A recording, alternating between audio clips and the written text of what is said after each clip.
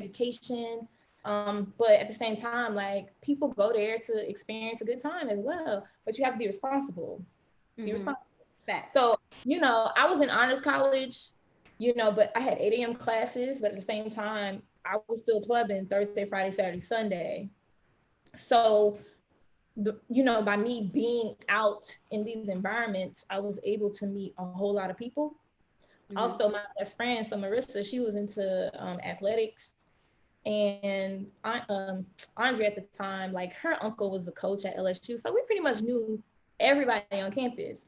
I think us knowing everybody on campus allowed us the, I guess, access to be able to promote parties and throw events at that time because everybody knew who we were, right? So it helped me, with my hustle while I was at school. I don't know if it would have been the same if I went to like LSU or some Ivy League school. I think me going to an HBCU helped me to develop my personality, provided me a resource and a way to start a business and make money and develop my gifts and my talents because I was in a marching band as well. So it was a beautiful experience for me. What instrument you play? Piccolo. Oh, I played the flute in high school. Look at that. In addition to that, so while in college, I also was an Atlantic Records intern.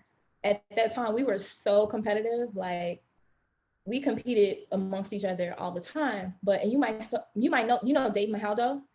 Mm-mm. Dang, I thought you might have known him. Well, anyway, so he works at United Masters right now in marketing. Prior to that, he was working at Roc Nation in marketing when I was there. Prior to that, he was I forgot where he was at, but he's been in business as well. But I met Dave in college. He was also an Atlantic intern. So a lot of my relationships while in school, they have, followed me throughout my career. We lean on each other, we provide resources for each other. Like it's definitely a network that I'll take to the grave, It's a beautiful environment. So how important is it, because you have the talks, if you pretty much don't get an internship, the chances of you getting into the industry, become slim. How do you make sure that, you become prominent in that and you stay focused into getting into the music industry or the media industry? I think it depends on what sector you're trying to get into. On the business side, I think if you want to work smart and not hard, it's smart of you to get under somebody's wing and learn the ropes so you can sift through the bullshit. I think that's one reason why I didn't have to deal with a lot that most people have to deal with when they move to Atlanta is because I did intern for Brian Michael Cox for 2 years. So I was able to meet the right people, learn from him, learn from people around him, learn the ropes of Atlanta, the who's who, get all the access and all of that. And I mean, I've had other situations that I've interned for as well. It's like Penice Legal, she was the director at CSAC. I interned for her too, helping her with her publishing events at CSAC. So I learned publishing that way. I mean, when you're a manager, you don't just start getting paid. Like, you know what I'm saying? Like, you got to learn the business when you first start. So there are a number of books that you can read if you want to, learn for yourself. But I would suggest getting an internship at a label or a management company so you can learn how to do the business the right way versus spending a whole bunch of time trying to figure it out on your own. So, yeah. Absolutely. Now you've mentioned Brian Michael Cox a few times. What was that like, being in the studio day in and day out, with him? What were some of the like incredible moments he was like, oh my God, I can't believe I'm witnessing this right now? I mean, facts, because like I said, Monica, Jack, pretty much every artist in the R&B genre, he's worked with Mariah Carey, so it's one thing. There's two moments that I can pinpoint off the top of my head that were crazy for me. So as I said before, I was a huge B2K fan. So do y'all know Troy Taylor? Yes. Yes. So we in like me, Brian, Troy, and probably some other artists in there writing or whatever. And, I'm minding my business in my corner doing my intern stuff. And, you know, they're having candid conversations, telling stories. Actually, it's free. They're having candid conversations, telling stories. And out of nowhere, Troy is talking about how, and mind you, I'm fresh to Atlanta. I don't know nothing about songwriting or producing at this point because I never worked with these people or worked in that area. So I'm listening to Troy. I don't even know who he is, but I'm listening to him. And he's like, yeah, you know, I work with B2K. And my I'm like, the antennas got the flaring, huh? What? And he was talking about how they were writing. I was like, nigga, what? And so I be doing the craziest shit. So I literally had the CDs in my car. So I was like, I'll be right back. So I went to my car and pulled out these CDs. That's when they had like the liner notes and all of that. So I grabbed them CDs and I went back in the studio. I was like, excuse me, Troy, can you sign these? Complete fangirl moment. I was like, listen, you're the closest thing I know to B2K right now. That's the first moment. The second moment, so now that I work with a lot of artists and I'm in the creative process and I'm hearing, you know, the stories that you have to tell to get them into lyrics to eventually create a record. So one of the most iconic R&B albums of our time is Usher's Confession, right? So we in the studio and Brian is telling the story of how that album was made. Was one of the best moments of my life. Wow. And actually knowing the real story of that interlude at the beginning when he on the phone talking. Uh-oh, that was somebody else's situation that they put on wax for him. Like he just sang it, but it was somebody else's situation. I think that somebody else had spoken to that though. He said that was probably. He said it wasn't Usher. It was right. But imagine you don't know none of this. So you in the studio and it's like mind blowing, right? It's like, nigga, what? Change your life. So that was the second moment would be, and then the third moment, I had a phase in my life where I used to want to be a songwriter. So, you know, it makes sense now. I used to write these songs and shit. I can't sing. Other people would demo them, but I used to write these songs and I thought they were fire, and they were.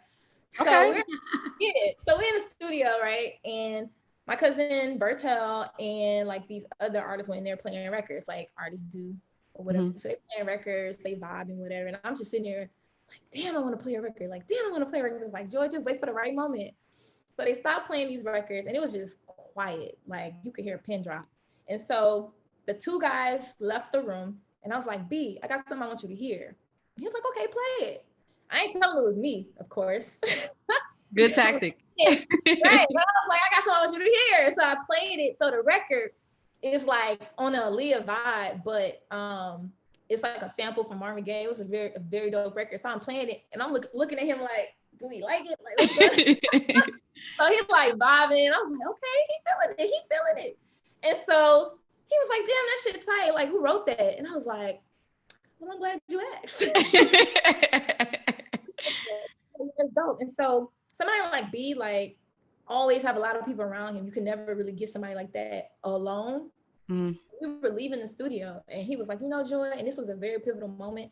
And what he said stuck with me forever. So he was just like, you know, you're going to make it. And the reason why you're going to make it is because you understand timing. Mm. He was like, you understand timing. Alignment. Yeah, your alignment and you're not pressed. He was like, right. You gonna, and I was like, damn, that's tight. That's what's up. That was like one of my favorite moments with him. Nice. Somebody talking about Jermaine and Janet. I don't got no Jermaine and Janet story. Sorry. No, that was not. They talking about that, the Usher moment. Okay. Sorry, I can't speak to that. I don't know. I didn't write the song. Oh, okay. About he's talked about this. There wasn't Jermaine and Janet either, people. Sorry. No. Now, you said that there was a pivotal moment for you, right? So do you feel like you made it? And if so, was that your defining moment, or what was your defining moment? Let's see. Okay. No, I don't feel like I made it. Like, absolutely not. And for me, my definition of making it has nothing to do with my career at all. Like, it has everything to do with my peace of mind and how I feel about myself and what I want to accomplish in life. And some of that has nothing to do with career. So no, there are things that I want to accomplish that I haven't accomplished yet. So no, I don't feel like I made it. a defining moment in my career. There there have been so many because there's levels to this shit, right? Like every time you level up, it's a defining moment. I think when I renegotiated my position at Trinity Entertainment, I was an intern. I quit and strategically positioned myself so they could see everything that I was doing for Atlantic because I knew they would come back. So I positioned myself, and then the CEO hit me and was like, yo, what happened? Long story short, I ended up getting hired as the assistant of marketing. So that was a defining moment. Another defining moment in my career was when I was added to Atlantic Records college rep team. I feel like it was a test. The national promotions director at the time called me looking for somebody who can do promo for B.O.B. He wanted to coordinate a promo run. I'll never forget this day. I was walking down the sidewalk, headed to band practice, and he calls my phone asking if I knew anybody to set up a run. I was like, yeah, I'll find you somebody. Hung up the phone, and something in me was like, girl, pick up this phone back and call him and tell him you'll do it. And so I did. I had no idea what the fuck I was doing, but I was like, well, it can't be that hard. Shit, we got records on. I mean, I've been working with Boosie and Webby. Like, let me just think about what we would want to see happen for our artists. And so I basically did that for them. And so when the run was over, he called me back and was like, yo, you on the team? And I was like, but I ain't asked to be on the team. He was like, fuck that, you on the team. And I was like, okay. So that was a defining moment. I think another defining moment was like not being fearful and just picking up everything and moving to Atlanta. You know what I'm saying? Like that year for me, first of all, it was 2009. I had just graduated from college. And in my mind, I thought that I was going to be working for Trill Entertainment for a long time. However, it wasn't in the cards because a lot of legal shit was going down. I had to make a decision for myself. I decided to go to LSU and get my master's in sports marketing. However, I ended up just getting a phone call about a job working for BET in New Orleans, took that job, was with them for like 2 or 3 months. And then I got referred to a job in Atlanta. Had I been fearful, had I been like, oh, well, I've already applied to school and I got accepted, I can't lose that opportunity. I was like, fuck that. That was just like a plan B. Like I packed all my shit up in garbage bags and I put them shits in my Honda Accord. It was a 2-door Honda Accord and I moved to Atlanta without a thought. Like I didn't even think about it. So that was a defining moment. And I know that's really hard being a girl, you know what I mean? Because like guys can kind of move and do what they want to do and nobody really thinks about it. Because I know even when I moved to Atlanta, I had people like, you sure you want to move all the way? I didn't think about it. I didn't even think twice about it. I think another defining moment, there's so many, like another defining moment was when I was in college and I had $200 in my pocket and I decided to go to New York for a week. How I survived in New York for a whole ass week with just $200 because I know how much that shit costs now. I was like, girl, what are you doing? But my friend allowed me to sleep on her couch in the Bronx, and I was literally at Atlantic 5 days out the week, 7 o'clock to 7 p.m. I made so many connections there during that time. I was in all the clubs. Like that's where I really learned how to network in New York. So that was defining. And then for me, the biggest defining moment when shit just like did a whole 180, when I realized what's most important is when God sat my ass down. So this was 2012.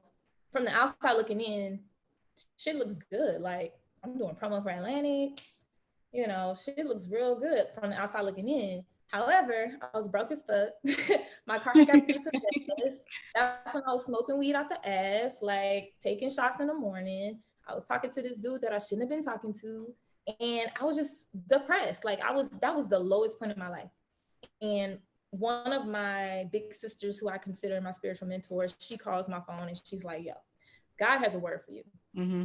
He wants you to quit this job, break up with that nigga. Amen. Shit up, and you need to go back home. And he wants you to focus on him. And it was it was a prophecy that was so specific. And she said, and in 6 months, he'll restore you back to where you need to be, plus some. And mind you, like at the time, I wasn't this spiritual person that I am now. Like I wasn't in church for real. Like I wasn't reading the Bible. I didn't have a spirituality, but I didn't have nothing else to lose. So I was like, you know what? fuck it. Let me pack my shit up in garbage bags just like I came here and go home. And so I was literally in Louisiana for 6 months. I changed my phone number. I got off social media. I was in church every Sunday, Bible study every Wednesday, got baptized. And sure enough, in the 6th month, I got a phone call from World Changers Church to interview to be the executive assistant to Capricio Scats. I don't know if y'all know him, but it was to be his assistant at Arrow Records, which is a gospel label. So I literally got on a Greyhound bus and came back out here, got hired the same day. And that restoration piece is real. I got my apartment in Midtown, you know. At that time, I think I was still taking Martyr back and forth, but Cap ended up blessing me with a car that was the exact same car that was repossessed. I don't know if he knew or not, but it was the same car. And, you know, I think I was in that job for like a year and a half, but that's when I ended up starting my own business, J Couture Productions at the time, because I got a little notification from a birdie that Cap was about to quit. So he, you know, Joy, I don't want you to be stuck. So we're gonna go back in his office and start your business. And so he paid to LLC J Couture Productions. And so sure enough, Cap quit. I think I was there for like another 6 months and they gave me severance pay and I had unemployment. I didn't have to work for like 6 months. So during that time, I developed J Couture Productions and I also started a nonprofit called Stop Your Bullying. So for 6 months, I was developing a business and adopting public schools in Atlanta doing mentor sessions, you know, about anti-bullying and doing pep rallies and all of that. And at the top of 2014, I had my very first client. He was a pastor, you know, coordinating conference tours for him. I started picking up indie artists and I had a DJ that was a client. But, you know, again, that shit don't make you no money. So I hear in these streets and hustle. Like that's when I was flying all over the country doing all these production jobs. So that's how I was able to work for the Grammys, Soul Train Awards, White House shit, BET Honors. Like I was taking flights left and right all over because you know how I go. They hire local. Yep. So you got to tell them that you got to be there. If you can't be there, they not hiring. That's the trick. Huh? So you're using your own money to buy these flights to trek back and forth across the country to get these jobs. But guess what? That's fine because I mean, all these contacts, that's why I'm continuing to all these jobs. Like it's okay. And the money that I was making, I was just pouring it back into my business, you know? And so, you know, it's so crazy that I ended up quitting working for Atlantic. When I started my business, Atlantic became a client. Like I started coordinating national promotional tours for all of their urban artists, getting the bag. Like, and I had teams across the country. So it's just ironic. But I think the lesson in that is God will sit your ass down. Yes, he will. But it's good for you because you, like, I literally put into perspective what was important. Like I couldn't have done any of that without him. And that's why right now I don't take credit for nothing. Like it's all God, because at any given time he could take it away from me. Like I ain't done it. I was gonna ask you, in hindsight, did you know what was going on at that time? Like, did you know he was actually working on you, or a couple years later you like, oh, this one was actually was going on? Oh, the thing is, when you have nothing left and you put all of your belief and faith into a higher being, right? When you obey, the key is obedience. When you obey, and then you see the return on that investment, like for all the business folks, when you obey a word, that is a promise that I got a promise. That prophecy. He gave you a promise. So when I obeyed that promise, I held him to his word. And I said, look now, you said 6 months. You know what I'm saying? But I stayed and I was anchored in my faith, right? So after that, it's like, shit, that shit worked. So anytime I get a word from God or a prophecy, or, you know, like I hold him to that word, and there's no question that he's doing it on my behalf because but it's tried and true. I've already been there. I know it works. And I trust my faith and I trust God. So it's like, cool. You want me to move to Africa? Cool. I already know it's for me that I just can't see, but you can see it. So whatever you need me to do, I'm gonna do it. Because I know it's literally the epitome of walking by faith and not by sight. Absolutely. Absolutely. And I still do it to this day, like for sure. So we spoke a little bit about mentors and mentorship. Who have been your mentors in the industry, and how have they helped you grow professionally and personally? Mentors. Well, I would consider my very first mentor. I don't know if Courtney's tuned in, but I would consider my very first mentor in the industry, Courtney Scott. So Courtney is the person who I identified at that club that time when I reached out on MySpace. Okay. And so I mean, to be honest, I don't even know, because we're really close friends to this day. She's like family. So I don't even know if she like was like vetting me for a period of time before she reached back out. But she took a chance. Like, she took a chance on us. Real shit. She took a chance. And out of the 5 interns that started, I was the last one standing. Right. Mm-hmm. But beyond that, like, just to be super transparent, I think my junior year in college, we moved in together. Like, she was my boss, and it turned into a big sister / mentor / roommate. And then through conversation and realizing that there was a void for luxury events in Atlanta, she turned into a business partner. We started throwing events together. Nice. And beyond that, now it's like, you have like friends and family that you don't talk to all the time, but when you do talk to them, it's like pick right back up where we left off. That's how our relationship is. And now we've traveled the world together. Like, so I can go to Courtney for anything business related. She was pivotal in me getting, I would say so, getting my job at Wonderland, because I put her down as a reference. It's like anything, like whether it's job related or personal or whatever, family, I can go to Courtney for anything. So that's one. Definitely Deani Harper at Atlantic. So when I met Deani, she at the time was a product manager. And that is the person I remember meeting her. We had, shout out to Hamilton Park, that's my managed. We had an event at Park Tavern where they performed at. And it was like the week of their album release. And, I'm busting my ass doing promo and shit. And I'm like, damn, I want to meet Deani. And so I run into her, she runs into me, and we both were like, man, I've been looking for you. And I was like, shit, I've been looking for you too. What's up? She was like, I've been hearing so many great things about you. She was like, what do you want to do? Like, what do you want to do? And I at that time, I had already looked up her job title and what the job description was. And it came out of my mouth. I didn't realize I said it in the moment. I was like, I want your job. Like, but not like I want to take your job. I just think I can do what you do. Inspiring. Yeah. Yeah. Mm-hmm. And so I was like, if you don't mind, I would love to come to New York and shadow you. And she was like, okay, cool. But a lot of times people in the industry, they give you that industry. Okay, cool. And it's like, yeah, they're like, all right, cool. Just send me an email, text me or something. No, she really meant that shit. But I don't know if she thought I was playing, because like the next week I sent her my flight itinerary and I was like, I'm on my way. And so she opened her executive door. And I think that was when Diggy got signed to Atlantic.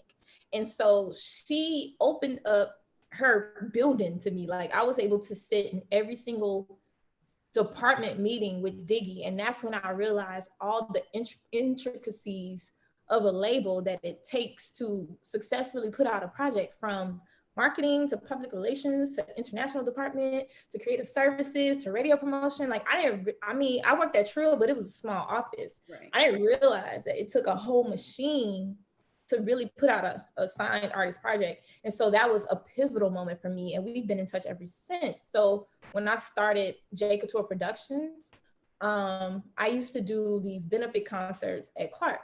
To where it was HIV awareness. So like, students get tested, you can come to these concerts for free. So, when I started my business, I reached out to Deani. I was like, listen, I started this company, we're doing these concerts, we're looking for sponsors. If you have artists, developing artists who need promotional opportunities, hit me up.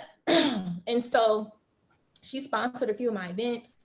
She would send artists out. So she really fucked with me and really helped me develop my business and my reputation as a businesswoman in the business.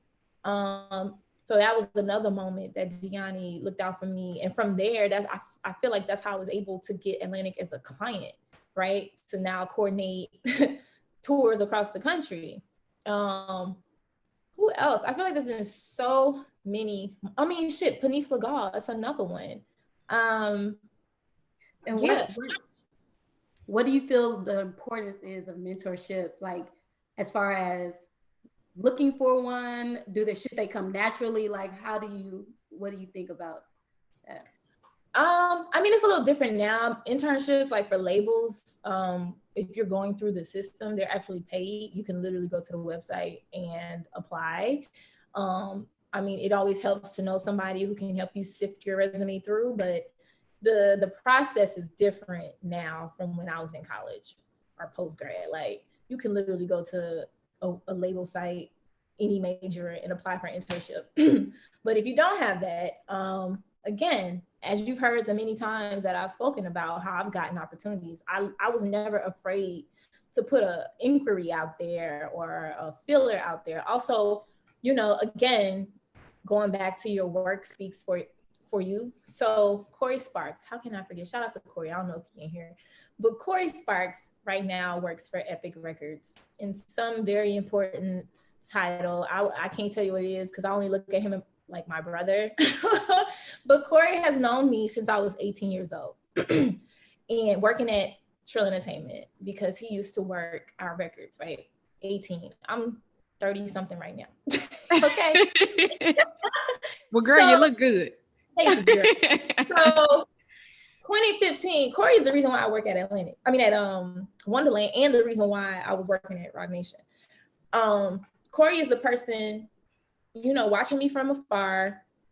It's like my spokesperson when it comes to references. And like, I think the situation was my boss, Mikhail, was at a radio station. Jadena had promo, and, you know, he was complaining about he can't find someone who's hardworking, trustworthy, respectable, yada, yada, yada, all those amazing things that I am. And so Corey was like, oh, you should hit up Joy. And so that's how that whole thing happened. But he vouched for me. Corey's a person, he don't vouch for nobody. Right. So the fact that he vouched for me, I mean, shit, he must have been watching me for a minute to feel comfortable enough to vouch for me with such a respectable person. Mm-hmm. So, you know, I always go back to just work hard, right? Like, just be yourself. Don't be out here trying to play games. Don't be out here trying to like stab people in the back. Like, just be honest, be sincere, and just work hard, because I promise you people are watching. And these job opportunities, there are a lot out there, but it's not like your normal 9-to-5 corporate, let's post a job on jobseeker.com situations. Like, even though those job descriptions are online, 9 times out of 10, they've already identified who they want to hire through like one-on-one referrals, like picking up a phone, like, hey, do you got somebody to fill this position? Or a text message. I was put in a 3-way text message and then the interview process started. You know what I'm saying? So it's just like, just work hard. I promise you we watching. And the minute something opens up, we're going to identify the person to refer for that position. So that's my biggest thing, you know? And again, Corey's the reason why I've gotten all these different positions, because I just work hard. It's not like we talk every day. Like, that's my big brother. We talk shit, you know, he look out, but I just work hard. That's it. Absolutely. So you talked a little bit about, you know, the backstabbing and everything like that. And a lot of people say that the music industry is a dog eat dog's world. What were some situations where you learned just not to take things personal and it's just strictly business? I can go back to Roc Nation. As much as, you know, we want to be kumbaya or whatever, you know, people come from different backgrounds, different environments, to where you do have to fight for your position, or you might be a little jealous, whatever the situations are. But I had a situation where a coworker of mine, maybe she felt threatened, I don't know, but she would continuously take jabs at me, try to diminish my work, try to say I don't know what I'm doing, I don't know nobody, whatever the case was. And then she tried to do it in front of my boss. So that's when I was like, you know, when you do it behind, you know, on the side, that's cool, girl, say what you want, I don't care. But when you try to do stuff like that in front of my boss, it's like, okay, now I gotta sit you down. Mm-hmm. So I literally had to take her, like, we had to go to lunch. And I'm glad my boss took up for me. He was like, listen, you don't know her. You don't know her history. You don't know where she's been. You don't know what she's done. She wouldn't be here if she didn't know what she was doing, type of thing. So we had to go to lunch, basically put everything on the table. I literally had to explain to her, like give her my background, all of that, for her to understand that I deserved to be, for her to understand that I deserved to be there. And from that day on, we became like sisters. Like, it was weird, but I understood, you know, because she came from the streets. I get it. Like, you be in the clubs all the time, you be with all these niggas all the time. I get it. Your demeanor is what it is. But that's one situation where I've had to like identify what it is, not react or bring myself to her level, but just approach it in a professional way. And after that, if she continued to do it, then I'll just go to HR. Like, you know what I'm saying? It's cool. Okay. But I'll give you a chance. But that was one recent, like last year before last, whatever, most recent situation where I had to like have a conversation with someone about that. So going back to the Roc Nation situation, or just in general, what's the time that you have been like released from a position, let go? How did that affect you, and how did that propel you to hustle harder or propel you into more greatness? Oh, child. Think about which angle. Like, so many. I won't take it back to college. I feel like we touched that already a little bit. I mean, okay, so Roc Nation, you know, that was beyond any of our control. We couldn't stop that if we wanted to. However, I'm glad that I listened to Corey. Corey used to be on my back about saving my money, you know, because when you make a certain amount of money, like, and you ain't never had nothing, you not educated or you don't have financial literacy, you'll spend buying bags, designer shoes, like taking trips and shit. But I didn't do that. I saved my money. I mean, yeah, I took a couple trips, but I wasn't buying like the $1,500 bags or $1,500 shoes, none of that shit. I saved my money. So when that situation went down, my live is tripping, but anyway, when that situation went down, we completely got caught off guard, right? I was in the middle of promo actually, and I got that phone call. Not only was I in the middle of promo, I was actually closing on a house. I was in the middle of a closing, had put my shit in storage, and put my shit in storage, and I was preparing to move out. So had I not saved my money, I would have been asked the fuck out, right? But at the same time, just because I got a savings, I'm like, okay, my savings, I already know how long that's gonna last me. I gotta make more money, you know what I'm saying, on top of that, so I can at least be good for like 6 to 8, maybe 10 months, right? So when I lost that job, you know, I think I've mentioned this to y'all the other day, like people were really on me about not posting what happened. And something in me was just like, Joy, post that shit. So I posted it, and shout out to Ryan and TK at the Gathering Spot, but they reached out to me after I posted and was like, yo, don't worry about that. We got something for you with A3C, pull up tomorrow. So went over there, had a conversation with them. They were looking for someone in marketing and they hired me. And so got that position, but I didn't feel secured enough. Right. You know what I'm saying? Because that was like a 6-month retainer. So I still need to, you know, figure something out long-term with clients or whatever. Also, you forget that I didn't have a place to live because I had to move out of my apartment, my lease was up, and I was closing on the house. So I let the house go because I didn't know what my financial security was gonna be in a mortgage. So that's like some serious shit, right? So I was going back and forth about whether to get in an apartment or try to get another house. And so my thought process was, well, let me get an Airbnb because it's fully furnished for about 2 to 3 months. And let's look into some other house options if I happen to get another full-time job. So by the grace of God, I was in conversations with my boss at Wonderland, and they wanted to bring me back. So I ended up getting that job. But there was like a span of 3 months where I had 2 full-time jobs with A3C, but also Wonderland. So imagine how much work that was. And then by the end of July, August, I had to make a decision to give one of those up. Obviously, it was A3C. I felt like they needed to bring somebody in who can work at the capacity that they needed them to work. So I could focus on Wonderland and make sure I'm being the best version of a manager that I could be, because this is my full-time job now. So now it's like things were happening so fast, not realizing the amount of money that I was making, because I was saving it too.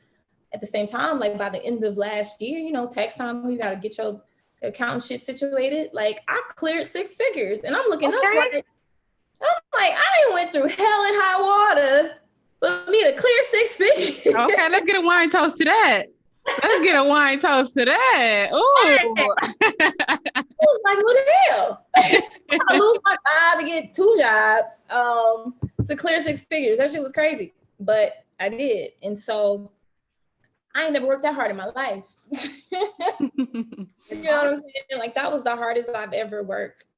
With all that, working hard, because clearly 2 jobs, all that, what keeps you going? What keeps you from getting tired? And what keeps you grounded? Okay, what keeps me going? Actually, I love what I do. Like, I don't consider work because I actually have a passion for this. I'm not in it for the money. I enjoy, like genuinely enjoy working with talent and being in the creative process from ideation, conception to creation, and then figuring out strategies to get the product out and all of that. And then also reaping the rewards of your hard work, you know, all the accolades that come with it. That shit is fun to me. Like it's something new like there is no textbook for this shit. It's something new every single day. So it's fun for me. It never really gets frustrating. So I think it gets me going. I literally wake up excited every morning to do work because it doesn't feel like work to me. But at the same time, like I feel like since all of that happened last year, I have really been in tune with myself and my spirit. I mean, I've been in tune with my spirituality for years now, but in tune with myself. Like, what does joy want? What do you really want? Like, I even had to take a step back and make a conscious decision that I want to go back into management. Because again, I didn't have the same role at Roc Nation. Roc Nation, I was the Southeast Promotions Director. So my job, I was managing over 40 stations. Urban, AC, and rhythmic across 4 states. And in each station, I had to know everybody and also have conversations daily with 3, at least the program director, assistant program director, mix show coordinator, and several DJs. So let's just say 10. Let's just say 10 people per station across 40 stations. Wow. 400 people probably a week that I'm talking to. Not only that, I started in the clubs. I made a decision to get out the clubs. And so I just ended up back in the club. And I'm like, oh, I get back in the club. So, with that job, like what comes with that role, you have to bring artists to clubs. You have to be in the clubs Thursday, Friday, Saturday, Sunday, whenever the nights are popping, getting your records played on mix show, getting these spins, because every fucking spin counts. Like every spin counts. So it's like, and I'm new, like I had never held that position before. So I have to prove myself. So I have to work harder than the next person who's been in that position for 10 years plus. And I did a damn good job. By the time I left, the president had called me and was like, yo, you did a great job. I couldn't tell you that, but you did an amazing job. So, I mean, that made me feel better. But again, to my point, like I had to be in clubs again. I didn't want to do that. So I had to have a conversation with myself, like, do you want to get into the promotions job or do you want to go back to management? I think the beautiful part about that situation was it made me appreciate the work I was doing at Wonderland again. Because I got into a role, came with many accolades. Everybody want to work for Jay-Z. Everybody want to work at Roc Nation. Everybody want that. But it like I felt in 2017, I lost 30 pounds. right? So when you have a budget to take niggas to dinner, in clubs, buying liquor, and then you traveling all the time, it's like you can easily lose yourself in that. Mm-hmm. You can easily not go to the gym at 6 a.m. because you've been up since 1. You can easily not meal prep because you've taken dinners 2, 3, maybe 4 or 5 times a week, but you're just tired because you're working all the time. So it's like you rather sleep versus get up and go to the gym. So I felt like I was losing myself again in all of that. So I think the beautiful part about it was I didn't have to do nothing. It was taken away from me. I didn't have to do anything.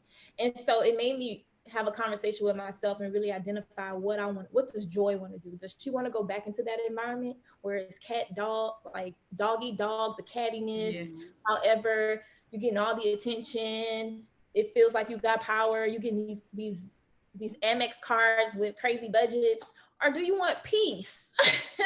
You know, do you want to be able to go to the gym 3-4 days out the week at 6 a.m. and, you know, do your calls from 10 to 1, and then you're free to do whatever, and also have the freedom to travel. Like, I've never been in a corporate environment most of my career to the point to where I had, like, y'all know how it is. You got to put in PTO and all this shit. You got to ask people to travel to wherever, at whatever day you can travel. I wasn't used to that. So that was a struggle for me too, having to ask permission to get up and go somewhere. So, and I was like, well, damn, do I want to reclaim my time, bitch? Like, I need that. Like, and so I made a decision. Prime example, my previous boss called me and offered me a job at another label with more money. So it was like, damn, do I really want to go back into that? And I told him no. I was like, actually, no, I really prefer being a manager because I love the creative process. When you're on the promotion side, you're completely detached from the creative process, from the day-to-day, from the conversations. Whatever they deliver you, that's what you got to work with, whether you like it or not. But as a manager, you're fully invested into the career of that artist, from, like I said, artist development, every area, marketing, PR, whatever it is. And so for me, I prefer that side of it. I don't care what the dollar sign was. I mean, I do care, but I could lose $20,000, you know, if I was at peace. So that's why I made that decision to go back into management, because it was better for me. And yeah, like, and I don't regret that decision. Like, I feel like I'm my best self right now. I'm glad you spoke on the peace part and that you keep speaking on it, because a lot of times people will just see that, oh, it's this and it's that, but don't know what all of that over there comes with. You know what I mean? And you can't buy peace of mind at all. Yeah. At all. So I wanted to piggyback, you know, off you being a manager, you working with different artists. Was there a particular situation where you learned that each tactic or strategy did not work with the same artist? Absolutely. You cannot do a cookie cutter strategy with every artist. It just does not work. Unless that artist doesn't know who he or she is. But no, every artist deserves their own strategy and their own approach, for sure. Did you have to learn that the hard way, or going on, did you know? Okay. So again, the hard way. Thinking. So when I had my own independent clients early on, I think we both parties was learning as we go. Because again, I was never a manager. And these artists were fairly new trying to get in. So I feel like it was like a give and take kind of situation. Like we were both learning. There was a learning curve there. So I don't think I put that much pressure on myself or the client. We kind of were just figuring it out together. But there has been one situation I can remember for sure where, and then too, the thing about management, like, it's not about you. You have to remove your ego, or what you think or what you want. At the end of the day, I feel like the artist should have the last say so about their artistry. Because there was a situation early on when I had my own, you know, management company, where I was so pressed about this creative idea or decision to the point where I got disrespectful. And that wasn't a proud moment for me, not, you know, looking back on it, but that was a situation where I was tripping, you know. So that was a lesson that I had to learn then. But now I feel like once I started working with Wonderland, I really, really understood the creative process. And I understand that each artist deserves their own process because each artist is different. Absolutely. With artists, when you're picking or trying to figure out if it would be a good match for you to manage an artist, how do you go about that? Do you say yes and then see if it works out and then cut ties, or how do you? Absolutely not. I'm so blessed to be in a situation where I can pick and choose. But the level I'm at right now, I'm not trying to work with everybody and their mama. Like, I get so many inquiries to the point to where I've created folders in my inbox, my email that just says music discovery. So when I have time, like, I'll go and listen. But right now, it's like I look for the branding, obviously the music, that's the first thing, quality. If there is potential, I feel like I've worked with enough artists to know if there is real potential in an artist. I'm not really, like, for new artists, I don't really look at numbers because I deal with that on my end. Like, Yeah, I have talented acts and they may not have the social media numbers that these majors be looking at. So I don't really look at that off rip because that could be fixed quickly. Not paid, but different campaigns or whatever. So, when I look at talent, I'm looking for work ethic, but for number one, like maybe number two, music one, work ethic two, because at the end of the day, I'm not trying to work harder than you. right. Like, you have to show me that you can outwork me, right? Like, what are you doing when you're not in the studio? Like, what does your off day look like? They're like, independent artists right now are winning, but the ones who understand work ethic and also doing a little homework on their own, like how streaming platforms work, how algorithms work, engagement work, content, like, it's so much knowledge out here for you to learn. So you should never just be comfortable with just being an artist at the end of the day. So for me, it's like, I want to know that you're working just as harder than I would be if I were to manage you. Absolutely. So we're going to wrap it up soon. You've been kicking it with us for a while. You said what now? I was looking at the time, like, what time is it? Yeah. So what would you tell, a young girl who's looking to, be in the same path that you are? What would you tell her right now?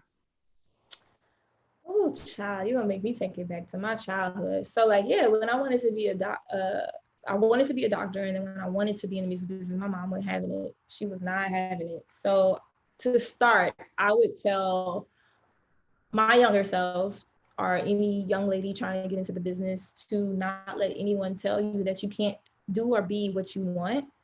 Don't be afraid to go against the grain.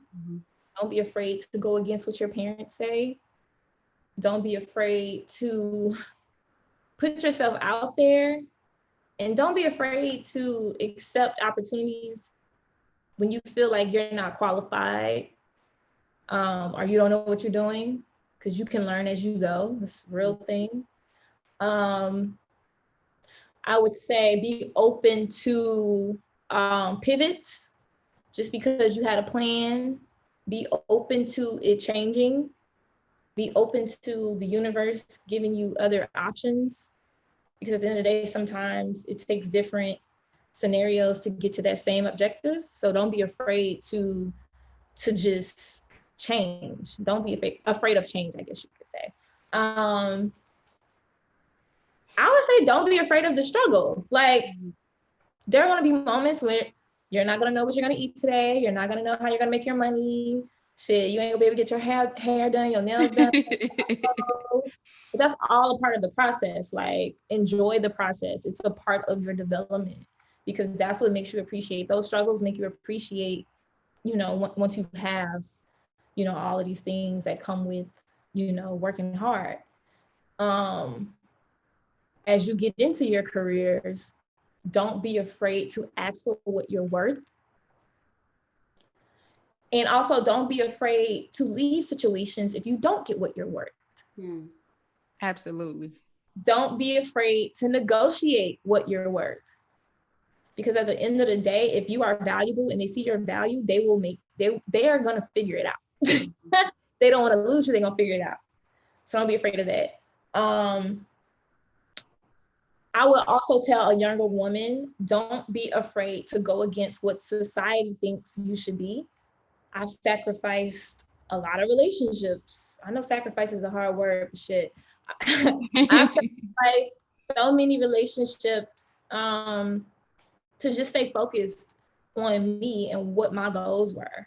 So many boyfriends. I probably would have been married and with kids by now if I made the decision to not, pursue my dreams and worry about that. But no, like my dreams and goals are real and I want to attain this. So I would tell young ladies, don't be afraid to not be in a relationship, to pursue your dream, because it'll come when it's supposed to. And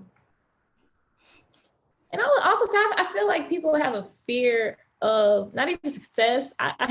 It's okay to be wealthy. Like, I don't know what it is. There's a stigma in Black religious community. Ooh, you going there, huh? 100. Don't be afraid to make money. It's okay to have wealth as long as you are blessed to be a blessing, as long as you're giving back to your communities and to people who need it,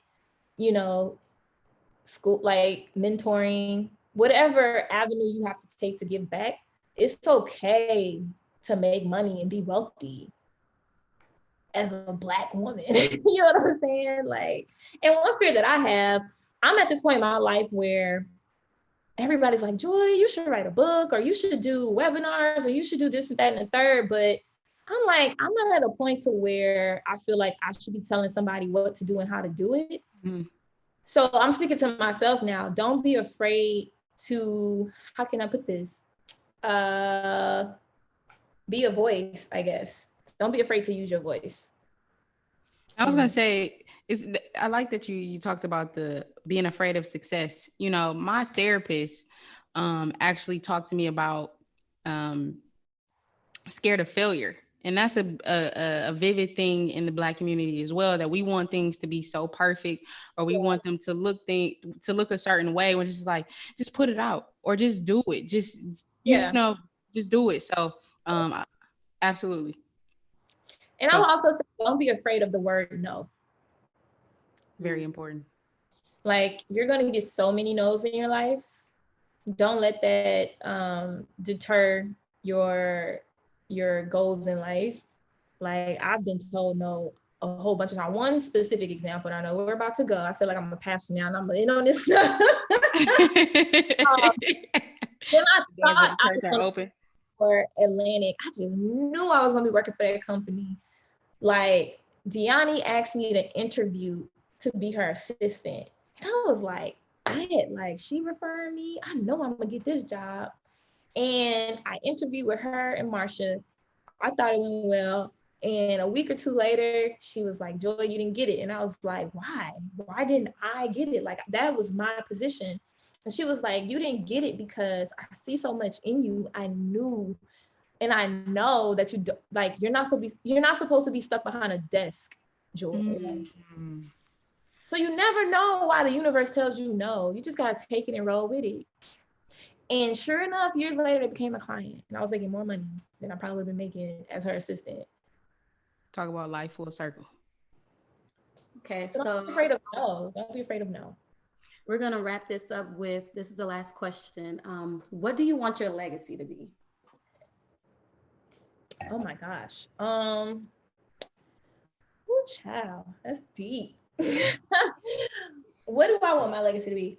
When I think about legacy, I think about things that or what I leave behind for my children and my children's children and their children. I want my kids and my grandkids to know that their matriarch was fearless, that she traveled the world, she had stories to tell, that she was a giver, a philanthropist, a very bold and courageous woman, that she is the epitome of an example for them to be bold, beautiful, successful, and it will come, but teach them how to build wealth, generational wealth. Mm-hmm. So I want my legacy to be an example for them, because I feel like that's something that I didn't necessarily have. I mean, my mom, don't get me wrong, beautiful woman, very smart, knows how to manage her money well, but because she didn't have a mother, she didn't get those necessary skills to teach me and my other two sisters. So, learning all of these things, I want to be the example for generations to come on how to live a happy, successful, giving life, and hopefully leave a mark on the world. Nice. Thank you so much for joining us tonight. What do you have coming up? I know there's something that we need to go ahead and let the people know about. So one of the things, well, a few things, I've been focusing on a few things for COVID-19 relief, but the one thing that's like closest to my heart right now, I've rallied up partners between Janelle Monáe and Wonderland Art Society, The Gathering Spot, Andre Dickens, who's the councilman of Atlanta at large, and these two wonderful companies, Project Isaiah and Gate Gourmet. We've teamed up to be able to provide box meals to the communities of Atlanta. And our first drive-through distribution is going to be on Sunday from 12 to 3. So we're going to be feeding about 400 to 500 families, 5,000 meals we're going to be giving away. So I'll put the link in my bio, and I think it's posted on my page, but tinyurl.com/Wonda, WONDA lunch on us is where families can go to register for this. So in addition to that one, we're partnering with a lot of different schools. So I think North Clayton Middle and South Atlanta are going to be our next two sites in the next couple of weeks. So overall, like, I'm trying to give away like 15,000, 20,000 meals if need be, whatever the need is. But Project Isaiah and Gate Gourmet are the two organizations. So it's a really cool story. So Project Isaiah is backed by a bunch of angel investors, and it's like a two-part thing. So Gate Gourmet is the company that produces all of the meals that you would particularly buy in flight. Mm-hmm. But because people aren't flying, Project Isaiah is backing Gate Gourmet to be able to continue to produce these meals for families in need. So they're in about 9 different major cities across the country. They've been able to give away probably close to 500,000 meals so far. And in addition to that, we're keeping over 500 people employed across the country. Wow.